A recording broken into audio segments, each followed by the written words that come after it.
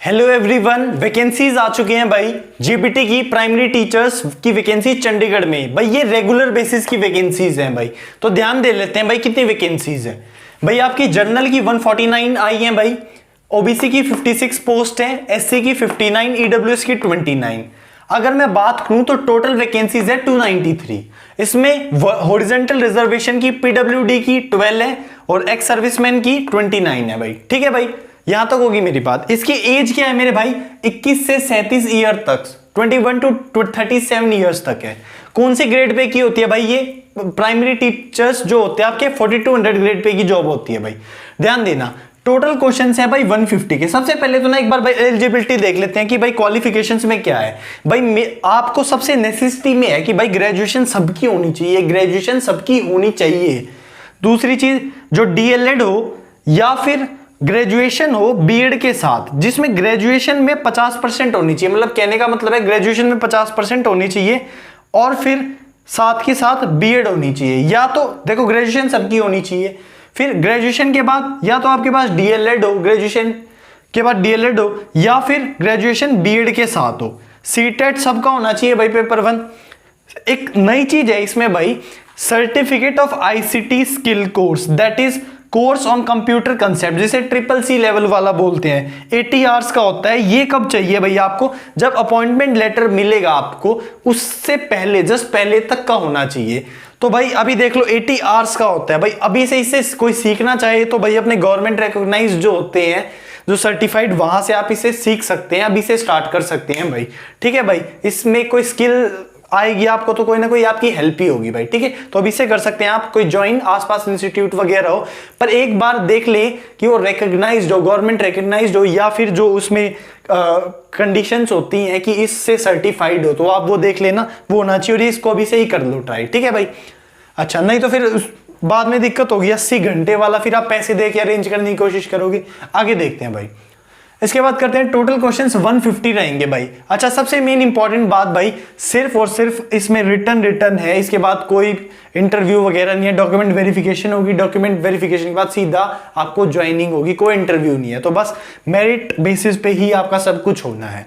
Negative marking है मेरे भाई 0.25 मार्क्स की। टोटल क्वेश्चंस 150 है, 150 मार्क्स, मतलब एक क्वेश्चन का 1 नंबर। टाइम आपको 2.5 घंटे दिए जाएंगे, टाइम की कोई दिक्कत नहीं। नेगेटिव मार्किंग 0.25 की। अगर एक क्वेश्चन सही तो 1 नंबर, एक क्वेश्चन गलत तो 0.25 marks would be deducted, cut जाएंगे। ठीक है मेरे भाई, ध्यान देना। कोई इंटरव्यू नहीं है, मिनिमम 40% क्वालिफाइंग मार्क्स है भाई सारी कैटेगरी के लिए। तो जैसे ओवरऑल कितना है भाई, 150 नंबर का है, तो उसका 40% कितना हो गया? 60 नंबर। 60 नंबर से ऊपर सबको लाने हैं। जो नहीं लाया किसी भी पर्टिकुलर कैटेगरी का तो उसको जॉब नहीं मिलेगी। ठीक है भाई। ऑनलाइन फिलिंग कब से भाई? 20 जुलाई से स्टार्ट हो जाएगी भाई इसके फॉर्म फिल होने, और लास्ट डेट इसकी 14 अगस्त तक चलेंगे मेरे भाई। ठीक है, इसकी पोस्टिंग चंडीगढ़ में ही रहनी है, चंडीगढ़ लेवल की है जब चंडीगढ़ में। अच्छा, अब एक बात कर लेते हैं इसके बारे में कि इसमें पैटर्न में क्या क्या है। सबसे पहले मेरे भाई जर्नल अवेयरनेस है 15 क्वेश्चंस आएंगे जर्नल अवेयरनेस के। रीजनिंग आएगी 15 क्वेश्चंस। जो आपका अर्थमेटिक एंड न्यूमेरिकल एबिलिटी होती है भाई, जिसे कॉम्पिटिटिव लेवल वाला मैथ बोलते हैं, उसके 15 क्वेश्चन है। टीचिंग एप्टीट्यूड आपके 15 क्वेश्चन है। आईसीटी कंप्यूटर है आपका 15 question. English language and comprehension, भाई लैंग्वेज मतलब इंग्लिश ग्रामर से क्वेश्चंस, और पैसेज जो आता है कंप्रीहेंशन, वो 10 क्वेश्चन है।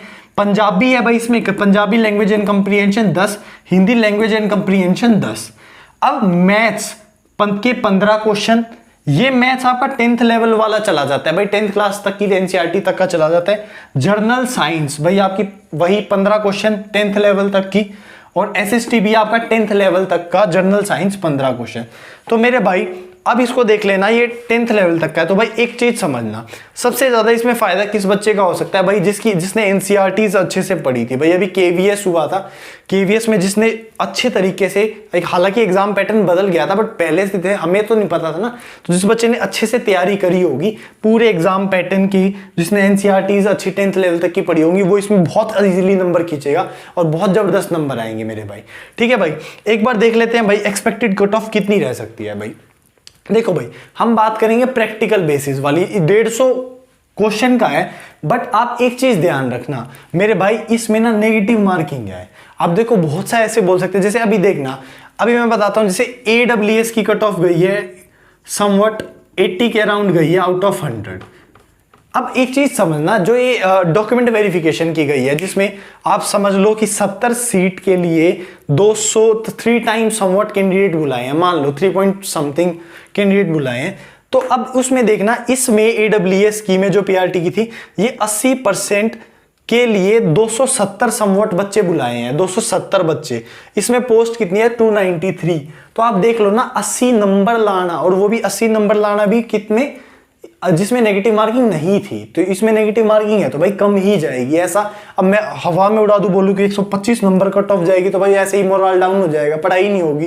125 बहुत होते हैं मेरे भाई। तो एक बार थोड़ा बहुत अंदाजा लगा लेते हैं कितने कितने नंबर ला सकते हैं भाई। देखो भाई, जनरल अवेयरनेस है, अपन जनरल अवेयरनेस में कितना भी पढ़ लो नहीं बनती बात, और नेगेटिव मार्किंग भी ऊपर से। तो मेरे हिसाब से 5 से 7 क्वेश्चन, 5 से 7 भाई, 7 क्वेश्चन भी बहुत ज्यादा बोल रहा हूं मैं, 7 क्वेश्चन, ठीक है भाई, ले लिया भाई एक्सट्रीम लेवल वाला, कल को ना कोई चिढ़ जाए भाई। 7 क्वेश्चन तो बहुत होते हैं 15 में से। जनरल अवेयर नेगेटिव मार्किंग है मेरे भाई, ध्यान रखना। रीजनिंग भाई तेरे भाई पूरी टोटल लगा ली, 15 के 15 लिया आएगा। मैथ पूरी 15 के 15 लिया आएगा। टीचिंग एप्टीट्यूड आप चाहो ना चाहो कुछ ना कुछ क्वेश्चन में आप रह जाओगे, 10 ही क्वेश्चन के आसपास लगा लो, ठीक है, वो आप इधर उधर से मैनेज। कंप्यूटर भी आप मान के चलो 10 ही मान लो, 10 12 10 मान लो एक बार के लिए। इंग्लिश में 8, पंजाबी को मैं हटा रहा हूं क्योंकि पंजाबी अपना जो हरियाणा दिल्ली साइड वाला बच्चा है, पंजाबी जिसको नहीं आती वो ना के बराबर है, और अटेम्प्ट करोगे नेगेटिव में भी जाओगे। तो पंजाबी को हटा दिया मैंने, नहीं यहाँ से नंबर आएंगे। बाकी हिंदी में से 8 नंबर लगा लिए मैंने। यहाँ से जो बहुत अच्छे से पढ़ाई करेगा वो मैथ में पूरे 15 में से 15 खींच जाएगा। जनरल साइंस की अगर मैं बात करूं तो 10-12 नंबर ही खींच सकते हो। कुछ ना कुछ क्वेश्चंस वो ऊपर लेवल तक भी 1-2 बार ले जाता है, ठीक है, हालांकि नहीं भी लेके जाएगा, बट फिर भी इतनी बुक होती है आप नहीं कर पाओगे, कुछ ना कुछ रह ही जाएगा। और SST की बात करूं तो मेरे भाई, फिर SST की बात करूं, अगर आप अच्छे से NCERT पढ़ लोगे तो 10 नंबर यहाँ भी खींच लोगे। तो अब देखते हैं भाई कितने नंबर बन रहे हैं मेरे भाई। यहाँ पे बात करी मैंने 15, 30, 40, 50, 57, यहाँ पे कितने हो गए 65, 73, यहाँ तक हो गए 73, और ये आपका 27, 37, 110 बन रही है मेरे भाई। मैक्सिमम केस में आपकी कट ऑफ 110 के अराउंड ही रहनी है आउट ऑफ 150 भाई। कोई 125 तक का नहीं है, फालतू के ड्रामे, 110 तक ही रहने वाली है।